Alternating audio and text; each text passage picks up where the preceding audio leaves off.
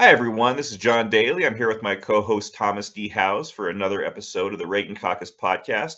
Our guest today is a longtime political and cultural writer. You may have read her work in The Bulwark, Reason, Newsday, and Quillette? Quillette. I hope I'm saying that right. I always Well, question that. yes. Quillette. Thank you.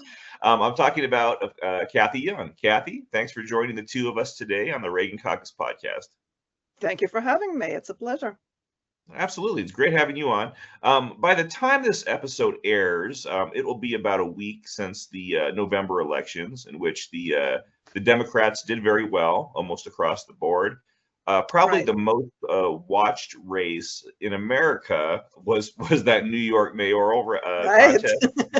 Yeah, it's got a lot of national attention, and it was won by self-avowed socialist or democratic socialist, if you will, Zoran Mamdani. Yeah. A lot of observers were, in I think in disbelief throughout this entire race that New Yorkers were actually going to go ahead and elect this guy, but it did happen.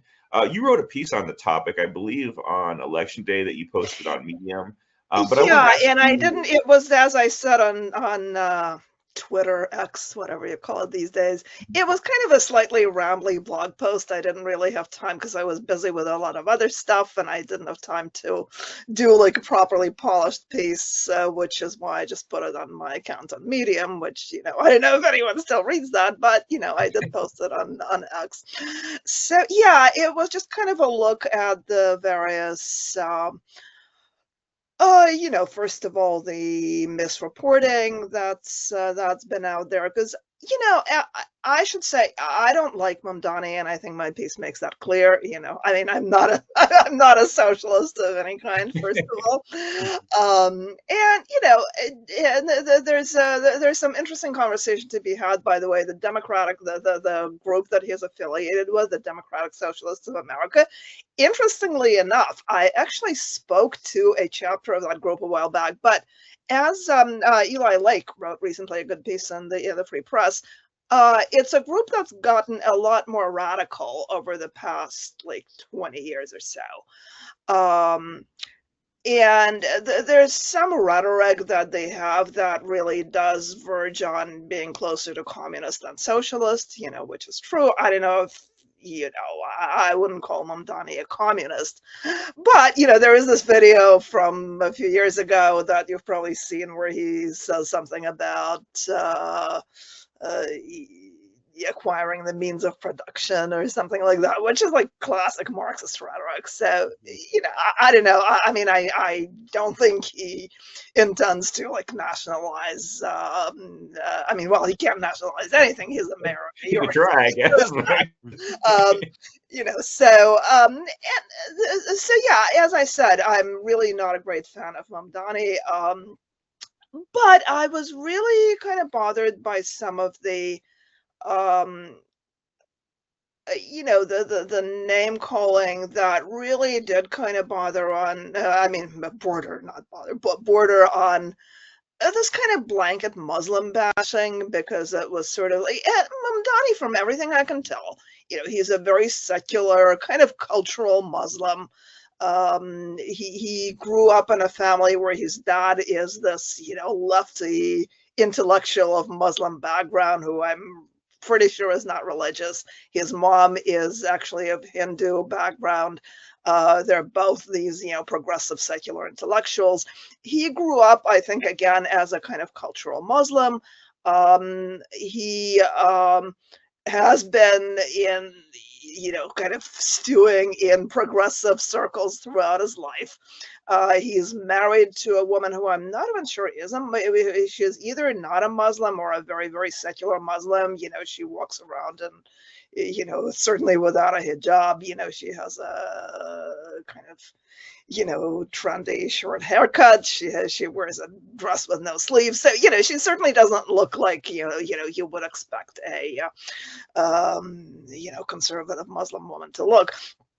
And there have been claims that he's a jihadist and this and that, and some really, I thought, deeply inappropriate imagery that I think even the Cuomo campaign used at times, where they tried to kind of make some kind of linkage between Mamdani and 9/11, which which honestly, as He somebody he was who, 9 years while old at the not a time, New if I Yorker, kind of lives in the New York area and, has friends who were in New York on 9/11, and went through that whole experience. I really do kind of find that offensive.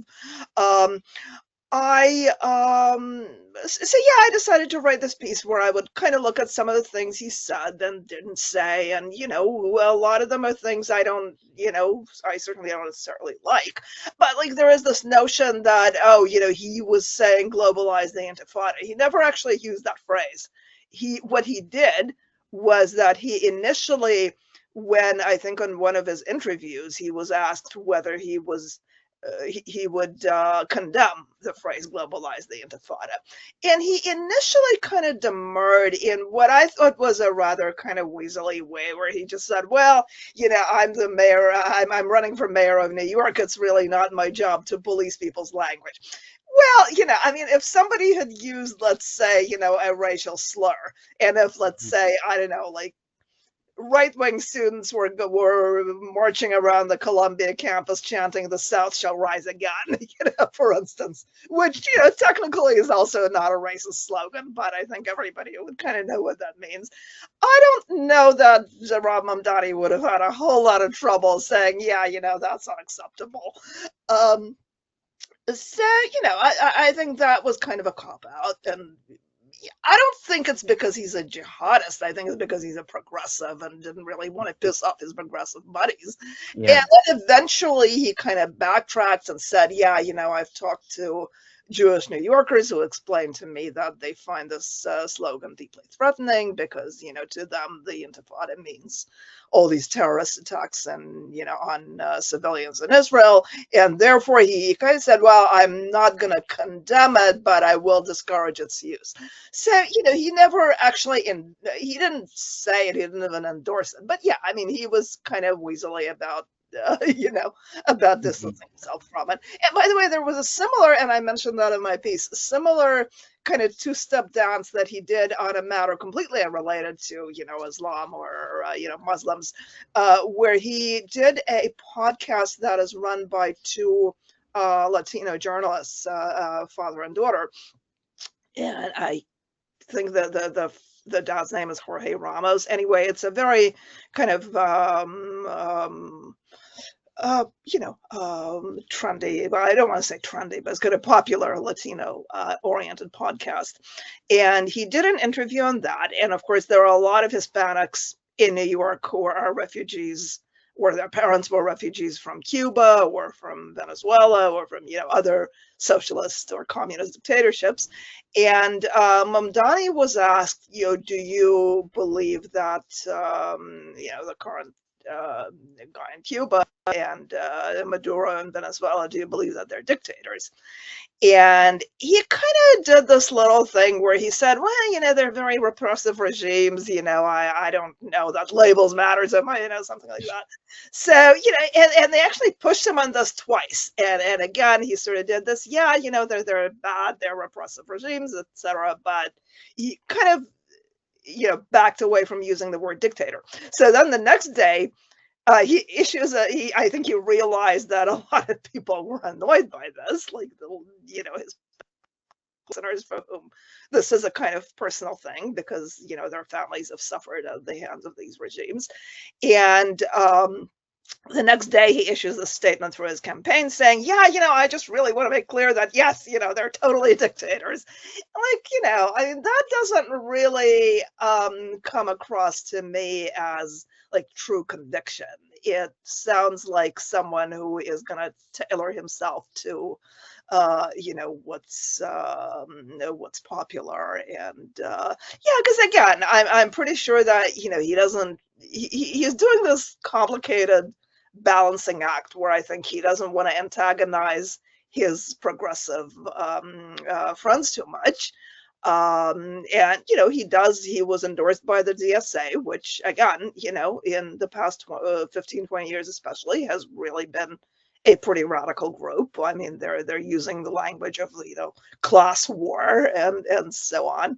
I came across, while I was doing research on the DSA, I came across a statement that they put out when Russia invaded Ukraine. And I was like, oh my God, I mean, I it bet it made was pretty me rough.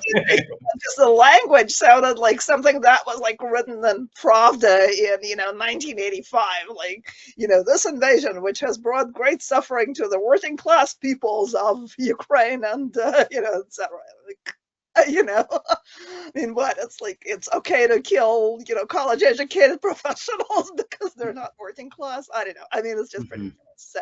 So yeah, he's got this background with the DSA, which I think, again, he doesn't want to antagonize too much, but he also knows that he really has to appeal to a broader base. So yeah, I mean, I'm very skeptical of Mamdani. I think he is clearly a guy who has a lot of charisma, and he has managed to appeal to a lot of people in New York, clearly. Although I think, we also have to remember that he ran in a kind of unique situation where he had really bad opponents. I mean, first of all, he defeated Andrew Cuomo in the primary, in the Democratic primary, who was the front runner. And I think Cuomo, I mean, it's interesting because I don't want to get too deeply into this, but there's a lot of people will say, oh, Cuomo is this, corrupt sex pest. I don't know about corrupt. I did actually, like 3 years ago, I looked into the sexual harassment story for the New York Daily News. And I think some of those charges, I think, really were kind of bogus. I mean, it was started Mhm. by a woman who pretty clearly had a kind of political vendetta against Cuomo because she ran for something where she felt that he didn't, she had worked for him and she felt that he didn't back her up. And, prior to that, she had actually posted these, tweets saying, oh, it's great to work for a governor who, appreciates women, et cetera, et cetera. So, yeah, I mean, I don't want to get into the details of that case. I think there was some poor judgment on his part. And there were some things that I think were completely kind of blown out of proportion. That said, I think he just ran a terrible campaign. I mean, I think he really just came in with this attitude that because he is this heir to a New York political dynasty, really, and a former governor who believes, maybe rightly, that he was wrongly forced to resign. He just really felt that he was entitled to this job and, was going to have it delivered in a silver platter. I mean, he really barely ran a campaign at all. Like a lot of people just felt that, unlike Mamdani, he was nowhere to be seen. And of course, yeah, I mean, Mamdani is a young guy. Cuomo is what, like in his late 60s, I think. I don't know, but he Somewhere. certainly doesn't have the sort of the energy level that Mamdani has. But I mean, there are people who campaign, at that age who have a pretty good energy level, and Cuomo just really felt like he was barely there. Yeah, And I think there's some. I wanted to touch on something you talked about, the appeal of Mamdani. So there were some exit polls. You always right, kind of have to take exit polls with a grain of salt, but they show that majority of New York City voters actually didn't think Mamdani's policies were realistic, which of course right, prompted a lot of people online to ask a pretty logical question. Then why did you vote for him? And but I don't, to me, those results weren't really surprising. I think in many ways we are unfortunately sort of in this post policies political era, at least for right now, to where some extent, yeah. personality, charisma, and how a candidate makes you feel are sadly a lot more important to a lot of people than actual governance. And I worry if this approach that New York City people I took, know. this is going to come back to bite them on the butt. Quite possibly, although, it should be said, and I've seen people say this, um, there is only so much that Mamdani can do. I mean, he's not gonna have probably, the majority of the city council may not be on his side. I think a lot of people from more kind of conventional Democratic circles really do view him with suspicion as a kind of, far left interloper. Um, Even some of the people who backed him, like the guy who is going to be the new city controller, Mark Levine, who did endorse Mamdani, but they're going to have like pretty much from the get-go, they're going to have a major issue of disagreement, which is actually related to Israel, which has been kind of one of the contentious aspects of this race, where the previous controller, Brad Lander, who, by the way, it's kind of another interesting story because this is a guy who was a kind of liberal two-state solution Zionist, who also endorsed Mamdani, but who during like the previous administration, the Eric Adams administration, uh, divested divested New York from Israel bonds, and that was one of the issues that Mamdani also ran on. Not investing in Israel bonds. But Mark Levine, who is technically on his side, has said that he does want to reinvest in Israel bonds. And so that's going to be kind of an issue right away. And again, like there have been several articles that I've seen that actually kind of try to look at, well, what is he actually going to be able to do? you know, and like, is he like one of the things that has energized some people and greatly alarmed others is that he's promising this rent freeze, which, if past experience is any indication, is likely to have a pretty bad impact on the availability of housing. And Yeah, it'll be interesting to see yeah, what yeah, I happens there. think a lot of people are saying that he probably won't be able to get it enacted because he doesn't. I mean, unlike the president of the United States, he can't just declare an emergency and and issue an executive order. And so, yeah, we'll see how much he'll be able to do. I think it's going to be interesting, but what concerns me, as someone who, I mean, I'm an independent who, over the course of my life, has probably voted Republican, more than Democrat. Um, uh, right at the moment, because of what has happened to the Republican Party under Trump, uh, I do want to see the Democrats win as a counterbalance to Trump, because somebody has to rein him in, right? Because the Republican, very clearly the Republican Party won't. So, short of the Republican Party rediscovering its spine and other organs that would be associated with standing up to the president, I yeah, I mean, I am rooting for the Democrats to, get a majority in the House and Senate in the midterms, because I think that's going to be the most effective way to, put an end to this long national nightmare. I So think a lot of I'm voters do sort pretty of view sick things of. that way with the pendulum swinging back and forth. I wanted to go Yeah, ahead yeah. and But give as again, as someone who at the moment wants the Democrats to do well, I really am concerned that some people seem to be, pushing toward uh, being for running as a leftist is actually a good kind of lesson to be learned from this. Because I've seen people say, oh, people said after the 2024 election that the Democrats need to like moderate and move toward the center. But look, here's a guy who is a very kind of unabashed progressive, and he was able to win.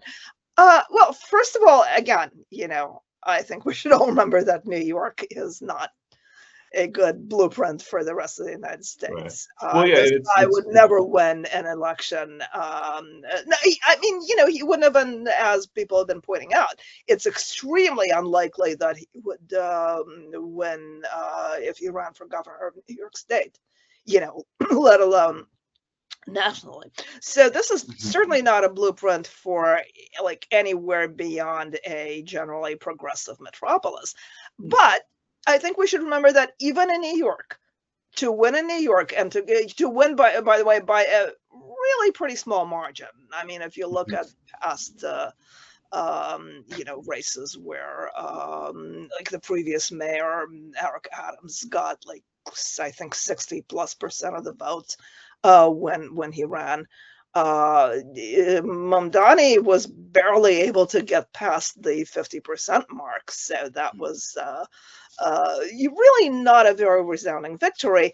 And again, I mean, the considering the quality of the competition, where Right. Right. Cuomo again was like barely running, had this trail of scandals. I mean, but leaving aside the sexual harassment stuff, which he didn't really address very well, I think. But also there was the COVID nursing home scandal, which again, I Right. mean, it was really only like I think the day before the election that he finally like went on TV to apologize for Yeah. the nursing home deaths during COVID. And I'm like, Yeah. a little too late for this, like Yeah. where No, were I think you? that point you hit on Yeah, is again, quite so good even about it. even with that baggage on the other side, Mamdani really just kind of squeaked through, more or Yeah, less. no, and I think that's a good point. Yeah, I've seen a lot of people pointing out that both, in this election, both moderate Democrats and yeah, these far yeah. left Democrats had a good night. So Yeah, it's kind I of think hard to read Mikey a lot Sherrill lot in New into it. Jersey But and Abigail Spanberger, who yeah, really won by a resounding. And I will also point out that even Mamdani really did kind of have to pivot to the center because he backed away from all the, defund the police stuff that he said. yeah, there was a lot of backtracking for sure. I And wanted to go ahead that and is, I Jonathan, mean, I think we have to say clearly that, like defund the police is a right, totally losing message. So, right. and Thomas, Mamdani did Oh, you have go any ahead. questions yeah. you wanna come in with? Yeah, no, it's just Actually, you brought up Spanberger and Mikey Sherrills in New Jersey. And Yeah. one thing I'll say is I don't know enough about Spanberger or in her policies. With Mikey Sherrills, it's kind of a mixed bag for me. Some ways she's way too Yeah, progressive. same Other here. ways she's a centrist. Yeah. Yeah. She on housing, she's probably even better than Chiatarelli was because New Yeah. Jersey Yeah. Republicans are very NIMBY. Yeah. Um, Yeah. um, but uh, I but mean, I I felt fine voting for her, I'm like, okay, it's Yeah, yeah, no, it's really a case where yeah, I don't, as far as what's actually going to change in New Jersey, she might who knows? be more Yeah. successful with the areas where she's good than the areas where she's not. Um, but the thing is, what I did notice though, in both of their acceptance speeches for in New Jersey and Virginia, how much the rhetoric was patriotic. A lot of references to the founding fathers. Oh, Spangenberger yeah. brought up James Madison, Mikey Sherrills. It was all emphasis on things that are middle America things, pro America, pro family, all these. So I would say that the rhetoric is not the winning rhetoric in these states has not been anything that sounds leftist. No, no, definitely not. It is more centrist, but as far as like I said, policies a mixed bag in New Jersey, and it might be the same in Virginia. I don't know as much about it. Yeah, but Um, as we were saying before, we're sort of in an age of personality and rhetoric over mhm, policy. yep, And I think right now, not that policy per se doesn't matter, but I think the Democrats really have to improve their image as far as, patriotism and Americanism. mhm. And Mamdani, by the way, is a kind of interesting case because yeah, I've heard people say that, he's sort of almost Reagan-esque in his optimistic rhetoric, the sort of Optimism, yeah. token spirit, which, all right. He reminds me more of JD Vance, to be honest. Yeah, yeah, yeah, yeah, yeah. No, that's a good point. That's a good point. Right, right. But no, I mean, I do think, in terms of the cultural messaging, um, I'm about as pro-immigrant as you can be, really. And I'm fine that Mamdani talked about all these different groups. The Yemeni shopkeepers, the Ethiopian grannies, whatever. Fine. I mean, I love all these people, but I do think that it is a kind of telling omission that like all of the groups that he name checked were these immigrants from like non-European, like Asian, African, Latin American countries, and there was no mention of the very significant ethnic communities in New York that are a really huge part of the fabric of New York. I mean, heck, you want to be like current. You can even mention the Ukrainian American community, which is pretty big in New York City. There's some very nice Ukrainian restaurants in New York. Yeah, it's So kind of sad. yeah, It's kind I of mean, sad that different ethnic communities become right and left coded nowadays, right? yeah. So it's Yeah. just interesting that he really almost, and again, it doesn't seem likely to me that this would just be this omission where it's like, oh well, I forgot to mention the Polish and Ukrainian New Yorkers. No, I think he is in that sense kind of appealing to the progressive kind of, the people of color vision, where these are the kind of the new Americans that we're appealing to. And and he mentioned, I think he also mentioned transgender people and the single mother who's an immigrant. Yeah, fine, let's mention all of these groups. I do not begrudge a mention to any of them. Yeah. But if you are positioning yourself in a way where you are seen as kind of not speaking for the the white non-immigrant normie, or Yeah. even the white immigrant normie who is not from Africa, Asia, or Latin America, and you're kind of given the message that like we have this coalition that is not really about you. That's not great, because that's really not how you win votes. And it's also interesting, by the way, that I remember if you said anything about African Americans who are, non-immigrants, because I think I don't think he did, which is kind of fascinating. And he didn't get, like, he really struggled with the African American vote compared to some of the other groups. So that's kind of That's that's interesting. thing. So yeah, I mean, I really do not think that Mamdani is a model for how to run nationally. And some people pointed out that there was another Democratic socialist who ran for mayor in Minneapolis against a kind of conventional kind of liberal Democrat who didn't have any What's this? scandals. Jacob Frey's the liberal Democrat? Yeah. And I think it was, what was the guy's name? I can't remember. Pate? Wasn't he from Somalia? I thought there was Yeah, like, Pate, I think, yeah. right? Yeah, what was the challenger's name? Sorry, I'm blanking out here. And he lost. I mean, he lost quite handily, and he was kind of touted as the Mamdani of Minneapolis. Well, Interesting. yeah, so that didn't work. And Minneapolis is a really progressive city, but Yeah. here was this guy who really is a kind of he's not he wouldn't be a centrist sort of nationally, because I think he's to the left probably. Well, I think that all I remember is when Minneapolis was burning down in 2020, that Jacob Frey, when he actually tried to do something about it, he looked like he was like a hostage or something.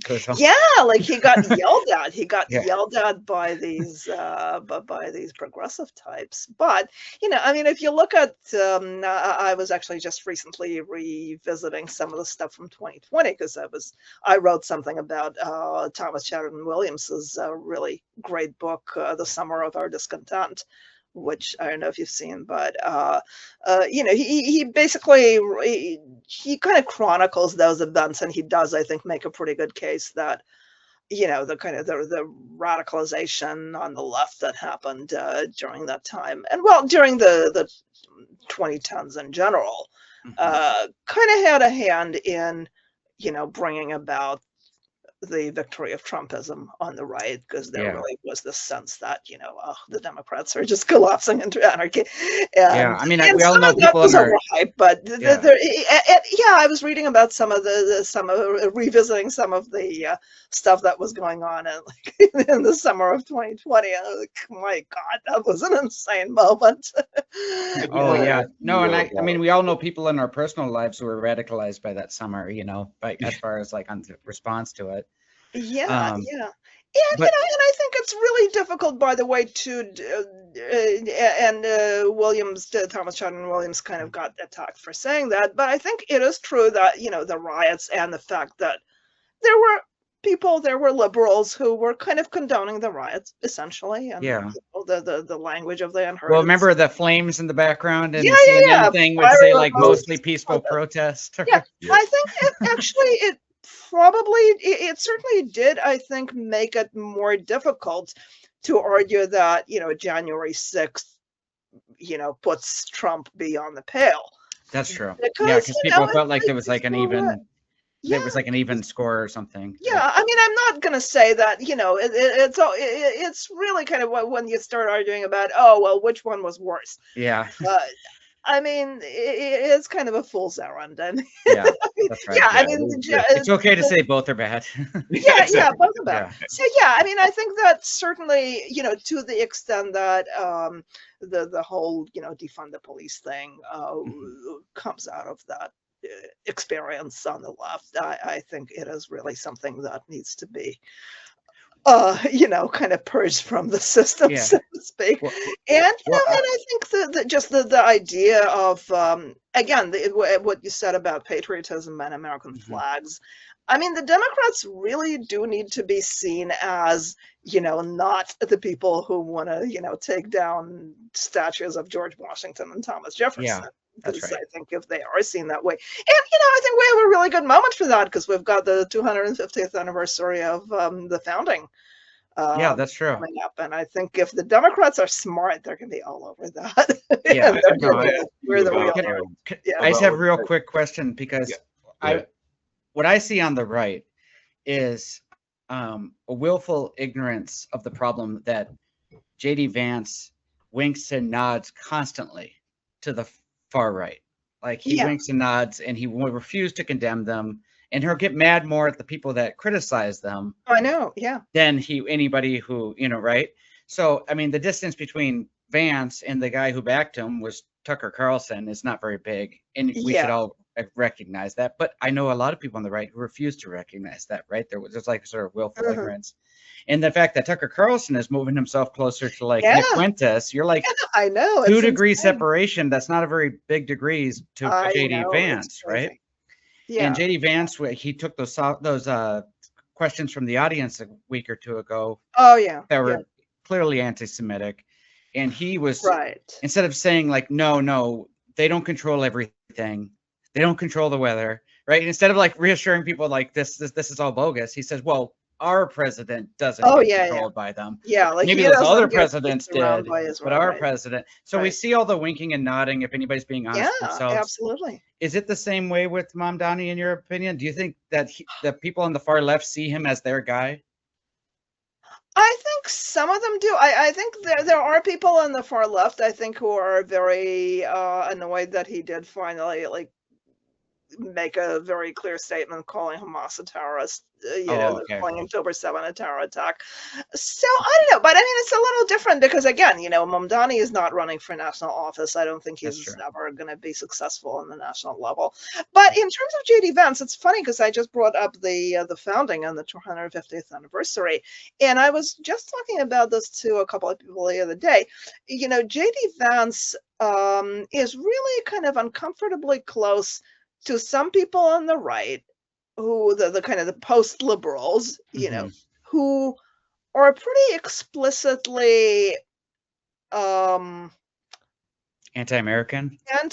well, yeah, I'm looking for a word that isn't too, because I don't want to, I don't want to exaggerate and kind of hyperbolize, but there is this strand on the right of essentially saying that the founding was bad.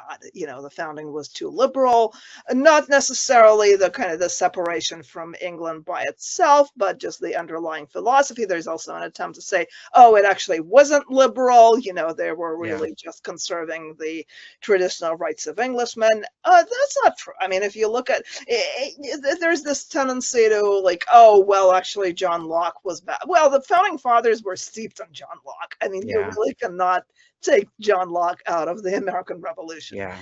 And I mean, to some extent they were appealing to traditional British liberties, but I mean, the idea of natural rights in universal rights is really all over the Declaration of Independence. It's definitely kind of deeply embedded in the Constitution. It's deeply embedded in the founding. So, I think that's either disingenuous or kind of subtly anti-American. So, yeah, there is this tendency on the post-liberal right to either kind of distort the character of the founding and kind of deliberalize the founding, Yeah. or to or to be anti-founding in a certain sense, to be anti kind of the philosophy of the founding. Yeah, and or they try to import ideas from sort of European sort of conservatism, which was reactionary and anti-liberal and more monarchical, exactly. Right? Yeah, and I think J.D. Vance is close to those people. I think he certainly kind of constantly flirts with them. He has, those are some of his close friendships. I think he's very close to the sort of the integralists who want, who basically want a Catholic theocracy, which is completely insane because, I mean, if there was one thing that the founding was certainly not, I mean, a lot of the founders were anti-Catholic, which, I'm not saying that was good, but, like there were people among the founders who basically felt that, like freedom of religion is good, but, we really don't want the Catholics getting like. Well, it's just also there's a numbers problem there too, right? And also now they're against immigration, even from Latin America. So where are you going to get these Catholics? I mean, these Haitians in Springfield that J.D. Vance said were eating cats and dogs, even after he was proved wrong. They were all Catholics or whatever. Yeah, that's a really good point. So I mean, he's also associated with that whole I mean, some of the statements that he's made about like immigrants versus people who have the, long time roots, like his own family, like that story that he told about the cemetery. I mean, again, I certainly do not begrudge anyone, having roots in the place where they live. And, I don't think that that's the issue. But I think there is a kind of subtle messaging that J.D. Vance has, again, kind of played footsie with, of, like you're a more real American if your family has been here for generations. Yeah. Than if you're an immigrant or, a child of immigrants or whatever. There is this whole concept that I'm sure you've seen of, heritage American or legacy American, which really is kind of deeply anti-American, I think. That color is playing a big role in this too, as far as what they're thinking of heritage American. Oh yeah. That's true. I mean, well, it's in the name, but which is not to say that historically. I mean, I don't think the name, the Heritage Foundation. I mean, we certainly. I mean, no, I wasn't talking about Heritage Foundation, but these people who call themselves Heritage Americans, they're. Oh yeah. Yeah. Oh, of course. Yeah, because I think it's certainly fine to talk about the American heritage, and I don't think anyone has. But part of the American heritage is in fact liberalism and immigration. Those are things, and the concept of heritage American really kind of goes against that because, again, it's this notion that if your family has been here for a long time, that's and. Again, it's not like we've always had a certain amount of reverence, I think, for like people whose family came here with a Mayflower. I mean, it's really fine. I mean, I think that's great.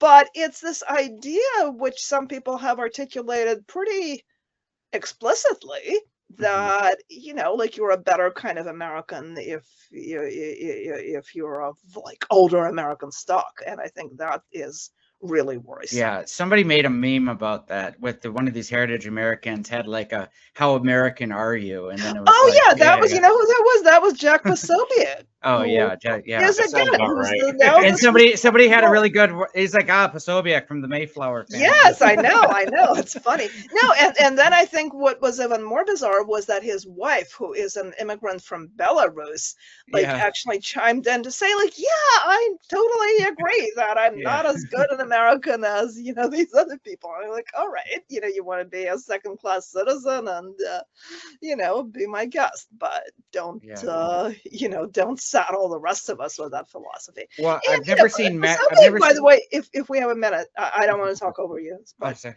yeah. Now, I just want to say that again, you know, Posobiec is someone who is again another interesting example of the sort of the radicalization of the Republican Party and the conservative movement, because this is a guy who is who started out, you know, how, you remember how he kind of first got a big name on the political scene, Pizzagate. I mean, Yeah. this is a guy who really got his entry into public life, so to speak, with this deranged conspiracy theory about, you know, Hillary Clinton being part of a pedophile ring operating out of a DC pizza house. And you remember that somebody actually, some, you know, mentally unbalanced guy was actually motivated by that stuff to go and like Yeah. try to shoot up the pizza parlor. So I mean, this stuff is really dangerous. And you know, Jack Posobiec was one of the primary, you know, individuals behind that, pushed that very, very vigorously. He's basically, even, I don't think he's ever apologized for that. He's pushed all sorts of other, you know, wacko conspiracy theories. He's a really pretty extreme guy, you know, who puts out these memes on, you know, grading people on how American they are, depending on how long their family has been here, and so on. You know, he does a lot of stuff that, you know, really treats anyone who is not a Trump voter as the enemy, basically. I mean, he's very much into this whole kind of, you know, extremely polarizing figure. And he's someone who's being treated as, you know, this respected public figure on the right. And, you know,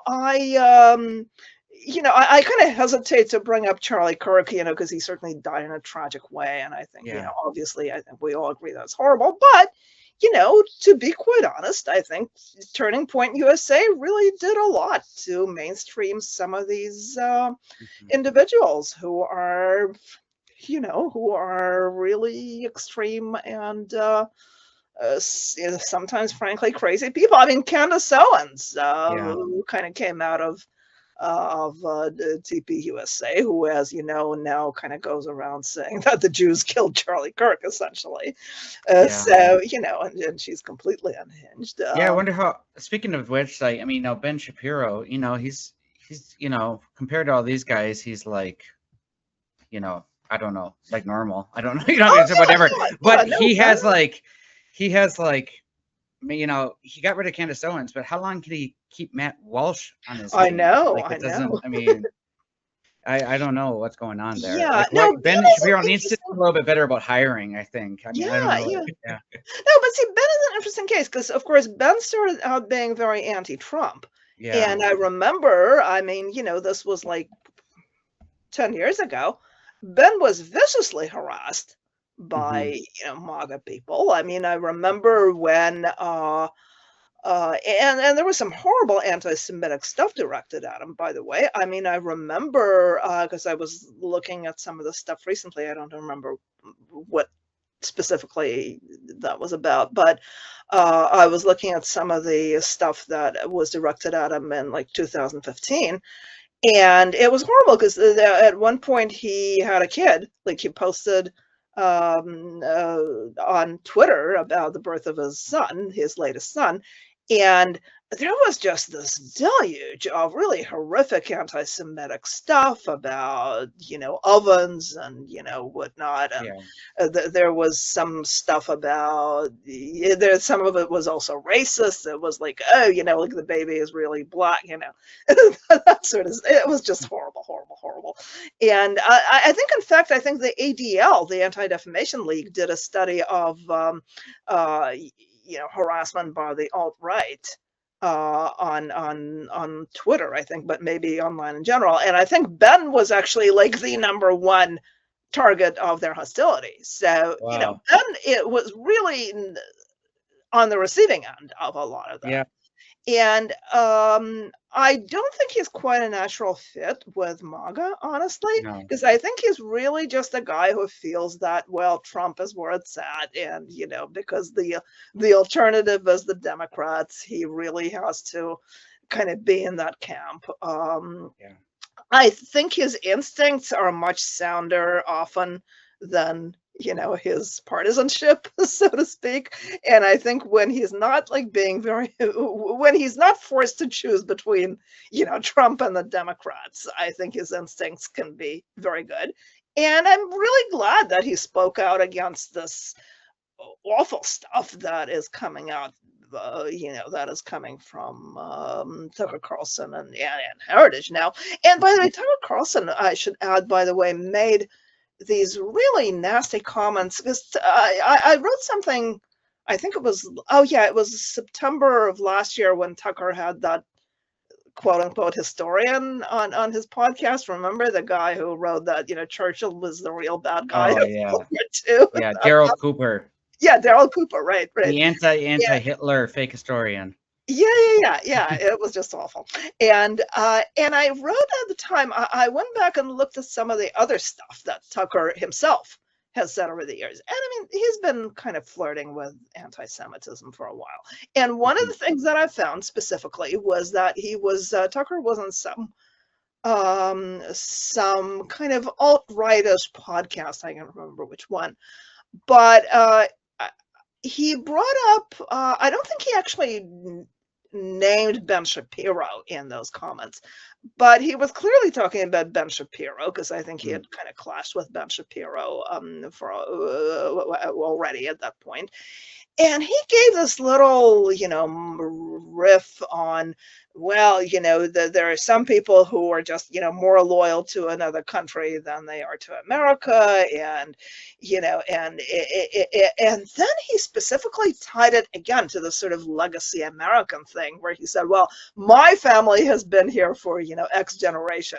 And unlike some of those people, like, I am deeply invested in this country, and I don't have another country that, that I have an emotional connection to. And it was just very clearly this kind of dual loyalty trope, and it goes way back. And and that was more than a year ago, because I dug that up when I was writing about Tucker, like in September of last year, and I think this was definitely before that. So he's been he's been doing this for a while, and I think he also did. Gosh, I think this was like in 2021, even maybe, or even before that, where he did this segment where this was, I think, when he was still on Fox News, where he was contrasting like patriotic capitalists with with the bad cosmopolitan capitalists. And he specifically, like, he went after Paul Singer, who is this kind of he's the president of the Manhattan Institute, right? Paul Singer? Yeah, isn't Paul Singer? Yeah, or at least he founded the Manhattan Institute. I think he's off. No, I don't think he's currently with it, but he's he stepped down this last year. But he's I think he was the main person who started it. It could be, yeah. But no, Paul Singer is also kind of a major, like, Republican donor, and he's he's a guy with a background in finance, and I think he may have been like a major funder of the Manhattan Institute at the start. So anyway, so he's a guy. He's certainly not a leftist. He's a Republican. He's a conservative, but and he's Jewish, and he. And I think Tucker basically did this little monologue where he's talking about these, rapacious, finance guys like Paul Singer, who have no connection to communities and, don't care of the if the stuff that they do like eviscerates communities. And then he contrasts them too as his model of the patriotic capitalist. You know who? Henry Ford, Oh, who is this, of course. major anti-Semite, Yeah. whatever else you might want to say. But, Yeah, I think he believed in the protocols of the elders compare of and Zion and contrast, stuff. Yeah. Paul Singer and Henry Ford. So yeah, and I think at the time, there was Leo Leibovitz, who is a conservative writer for Tablet, a Jewish magazine. Actually wrote a really, really harsh piece where he basically said, yeah, Tucker Carlson did this really kind of overtly anti-Semitic, pretty overtly anti-Semitic segment. So yeah, Tucker has a long history of this, Yeah. and Yeah, for those listening, I mean, these tropes that she's talking about go way back. Like even Stalin talked about the rootless cosmopolitan oh Jew, yeah, of right? course, That was like yeah. it just goes way. These are so when people don't want to sound anti-Semitic explicitly, they use these terms. Yeah, no, cosmopolitan is certainly one of the one of the time honored, so does we're time dishonored. Yeah. Well, I think Word. globalists, even though a lot of people say it, don't think of it that way, but I think globalists is kind of filling that sort of conspiracy Yeah, theory, it like certainly does. I mean, it ties into the whole, the global finance yeah, network. It certainly ties into that. yeah. And So it's conspiracy theorizing for people who don't want to be anti-Semitic, At yeah, least yeah, that's yeah, yeah. And it certainly does kind of tie to the trope of, Jews not having like national loyalties to the countries where they live. And yeah, that was very much part of the Stalin's anti-Semitic campaign, which was directed at Zionists, but it was also directed at the so-called ruthless cosmopolitans. So yeah, so a lot of people, like when I see the word cosmopolitan, it certainly does kind of ping, ping in a certain way. unless it's said in a positive sense, because it has a positive sense that people Yeah, no, it has a positive sense, sure. And I think more people have probably, more Americans have used it in a positive sense than a negative sense, I'm sure. But it's just interesting that there's this I mean, it's interesting also, and I mean, I don't think we have a lot of time left, but it's also this interesting kind of left-right horseshoe where you have this anti-liberal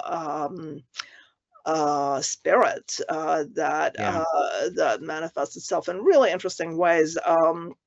Like not to open a whole other can of worms, but Helen Andrews, the woman who wrote that great feminization piece that made a lot of waves, but she's with the American Conservative.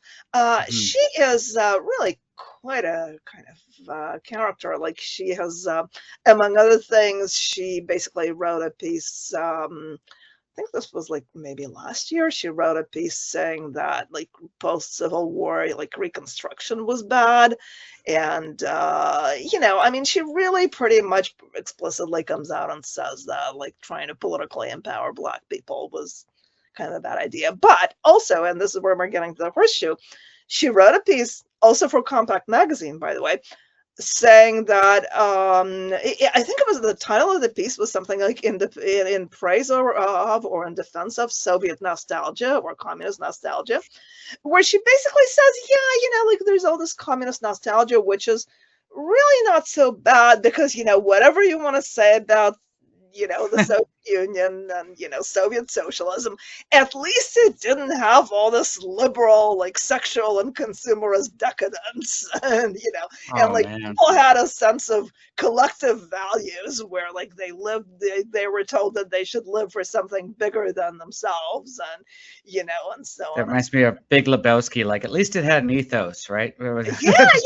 exactly, right, and and I just think it's really kind of astonishing for a person like that to be sort of like in the forefront of national conservatism, and that's interesting. So it's like you're, and I think she also said, and I mean it's ridiculous where she said in that piece that on Soviet nostalgia that like if you looked at like the average Soviet or Eastern Bloc person under communism, they really didn't have a whole lot of less freedom in their personal lives than people in the West. Like, what are you talking about? You have Really? experience. You were are born in Russia, insane. right? Yeah. I mean, you actually were born in Russia, right, Kathy? Yeah, So yeah, and I mean, I spent my first 16 years in the Soviet Union, and And this it is wasn't even and that was bad, probably, but not like Stalin bad. no, certainly not. No, because my grandparents, my paternal grandparents, actually spent time in the Gulag, and really. You should write a response to Andrews and tell her that. I actually did mention it. I wrote something where I mentioned that Soviet nostalgia piece, which was, which was really pretty bad. But yeah, I mean, I would love to see, I was like, yeah, I'd like to see Helen Andrews spend an hour standing in line to buy toilet paper, because then maybe she would kind of get a message about, oh, well, hey, at least we're not, we're free from consumerist decadence, Yeah, that sounds like Compact Magazine to me. Yeah. It's, and I mean, Compact does publish some interesting stuff. I mean, that's true. Although I just don't like giving them clicks, but yeah, they do sometimes. Yeah, but I mean, but specifically like Helen Andrews, I mean, I've yet to see anything that she's written, honestly, that would make me feel that her arguments deserved any kind of consideration. But that Soviet nostalgia piece just really killed it. It was like, oh my God, how dense can you be? But this is the kind of stuff again that you do see on the right, where it's like this horseshoe, the anti-liberal horseshoe, where there really is this kind of backlash against the idea of individual rights and personal freedom and prosperity, where I think there is this sense that too much consumerism, too much prosperity, too much personal freedom leads to decadence, I think that is a very dangerous drift on the right. And I mean, again, it's kind of amusing that if you're anti-decadence and your spiritual leader is Donald Trump, I mean, that is pretty funny, because if you want to talk about decadence, boy, oh boy. So yeah, it's amusing, but we do live in interesting times, I think. Yeah. Oh, definitely. Well, Kathy, as you mentioned, we have gone into overtime a bit. We don't want to. Well, thank you very much. And yeah, absolutely. It was great having you on. We want to thank you for coming on the Reagan Caucus podcast. Great talking to you as always. We appreciate your time and insight. Yeah, it's been an absolute pleasure. Excellent. All right. Excellent. And to everybody else.